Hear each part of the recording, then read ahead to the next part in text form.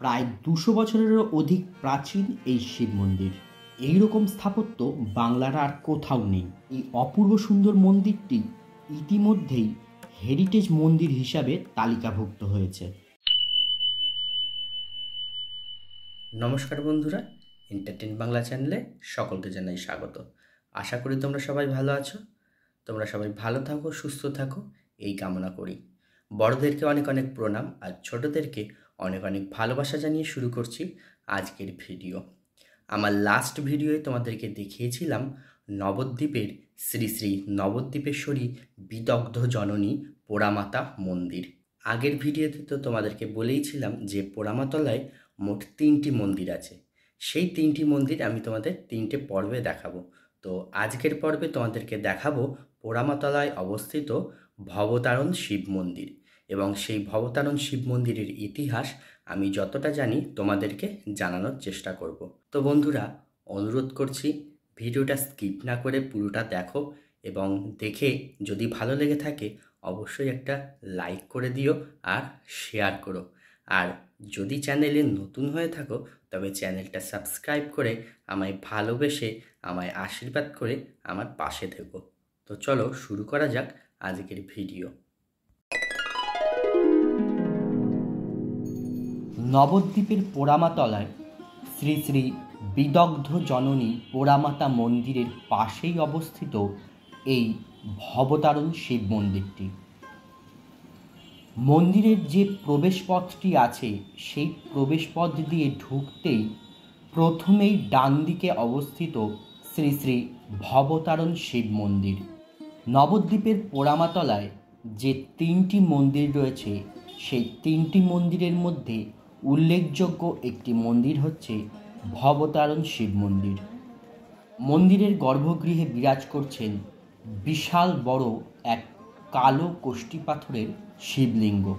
মন্দিরের সামনেই রয়েছে ফুল ফল মিষ্টির দোকান। শিব মন্দিরে বাবা ভবতারণ শিবকে পুজো দিতে চাইলে এইসব দোকানগুলো থেকেই পুজোর সমস্ত সামগ্রী কিনে নিতে পারো। ভবতারণ শিব মন্দির নবদ্বীপ শহরের 2 শতাধিক প্রাচীন একটি শিব মন্দির এই ভবতারণ শিব মন্দির। এই শিব মন্দিরটি বাংলার মন্দির স্থাপত্যের বিরল রীতির অষ্টকোণ আকৃতির শিখর মন্দির। পশ্চিমবঙ্গ হেরিটেজ কমিশন 2019 খ্রিস্টাব্দে মন্দিরটিকে নবদ্বীপের হেরিটেজ মন্দির হিসেবে তালিকাভুক্ত করেছেন। রাজা রাঘব 1669 খ্রিস্টাব্দে নবদ্বীপে অপরূপ একটি গণেশ মূর্তি স্থাপন করেছিলেন। সেই সঙ্গে একটি শিবলিঙ্গ স্থাপনের অভিপ্রায়ে একটি মন্দির নির্মাণ করেছিলেন। মন্দিরটি নির্মাণ করলেও মন্দির সম্পন্ন করার পূর্বেই তিনি মারা যান। পিতার অসমাপ্ত কাজ শেষ করেন তার ছেলে রাজা রুদ্র রায়। 1683 থেকে 1694 খ্রিস্টাব্দের মধ্যে রাজা রুদ্র রায় নবদ্বীপে গৌরীপট্ট সংবলিত ব্রাহ্মণ্য সংস্কৃতির প্রথম শিবমূর্তিটি স্থাপন করেছিলেন। তখন সেই শিবমূর্তিটি রাঘবেশ্বর শিব নামে পরিচিত ছিল, কিন্তু 1760 খ্রিস্টাব্দের গঙ্গার ভাঙনে সেই মন্দির সহ মূর্তিটি গঙ্গা গর্ভে নিমজ্জিত হয়। এরপর প্রায় 65 বছর পর রাজা গিরিশচন্দ্র 1825 খ্রিস্টাব্দে পোড়ামাতলায় শিবমূর্তিটি ভবতারণ নামে পুনঃস্থাপিত করেন, যেটি বর্তমানে ভবতারণ শিব নামে পরিচিত। এই ভবতারণ কথার অর্থ হল সংসার বন্ধন হতে মুক্তিদাতা।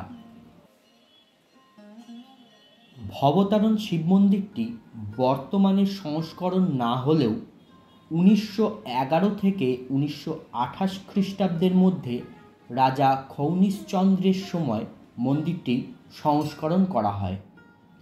অষ্টকোণ আকৃতির শিখর স্থাপত্যের এই মন্দির সমগ্র বাংলায় খুবই কম দেখা যায়।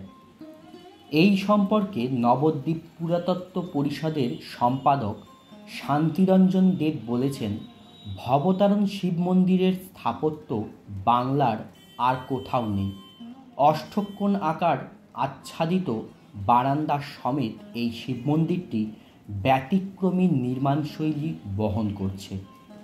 প্রায় 200 বছরেরও অধিক প্রাচীন এই শিব মন্দিরটিকে তৎসংলগ্ন একটি প্রাচীন বটগাছ আষ্টেপৃষ্ঠে আবৃত করে রেখেছে। এই বটগাছের গোড়াতেই ঘট স্থাপন করে শ্রী শ্রী নবদ্বীপেশ্বরী বিদগ্ধ জননী পোড়ামাতা পূজিতা হন। সেই কারণে বর্তমানে বটগাছের কোনো ক্ষতি সাধন করে মন্দিরের কোনো বৃহৎ সংস্করণ করা সম্ভবপর নয়। সেই কারণে মন্দিরটি আজ জীর্ণ অবস্থাতেই রয়ে গেছে। বহু দূর দূরান্ত থেকে ভক্তরা আসেন নবদ্বীপের পোড়ামাতলায় অবস্থিত বাবা ভবতারণকে পুজো দিতে এবং দর্শন করতে। তো বন্ধুরা, আজ পোড়ামাতলার ভবতারণ শিব মন্দিরে বাবা ভবতারণকে আমিও দর্শন করলাম এবং এই ভিডিওর মাধ্যমে তোমাদেরকেও দর্শন করালাম। তো বন্ধুরা, এই ভবতারণ মন্দিরের ভিডিওটি তোমাদের কেমন লাগলো অবশ্যই কমেন্ট করে জানিও। আর ভালো লেগে থাকলে একটি লাইক করে দিও আর শেয়ার করো। আর যদি চ্যানেলে নতুন হয়ে থাকো তবে চ্যানেলটা সাবস্ক্রাইব করে আমার পাশে থেকো। তো আজকের মতন ভিডিওটা এখানেই শেষ করছি। দেখা হচ্ছে পরবর্তী পর্বে পোড়ামাতলায় অবস্থিত মা ভবতারিণীর মন্দির নিয়ে এবং মা ভবতারিণীর অলৌকিক কাহিনী নিয়ে। সবাই ভালো থেকো, সুস্থ থেকো, হাসি খুশি থেকো।